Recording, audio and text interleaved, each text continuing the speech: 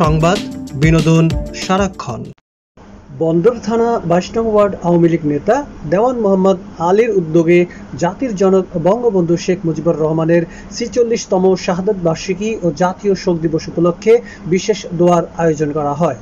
রোববার বাদ আসর দিঘিরপাড় বাইতুল মামুর জামে মসজিদে আয়োজিত দোয়া অনুষ্ঠানে হাজার বছরের শ্রেষ্ঠ বাঙালি, স্বাধীনতার স্থপতি ও স্বপ্নপুরুষ শেখ মুজিবুর রহমানের রুহের মাগফিরাত কামনা সহ তার সুযোগ্য উত্তরসূরি প্রধানমন্ত্রী শেখ হাসিনা ও তার বোন শেখ রেহানার সুস্বাস্থ্য ও দীর্ঘায়ু কামনায় মহান রাব্বুল আলামিনের দরবারে প্রার্থনা করা হয়।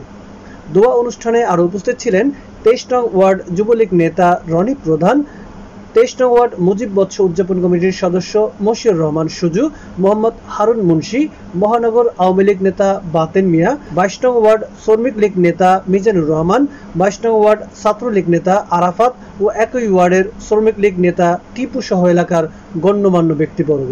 এতে দোয়া পরিচালনা করেন দিঘিরপাড় বাইতুল মামুর জামে মসজিদের পেশ ইমাম আলহাজ মাওলানা মুফতি মোহাম্মদ হোসাইন আল ওয়াইসি। ডেস্ক রিপোর্ট, চ্যানেল আকাশ।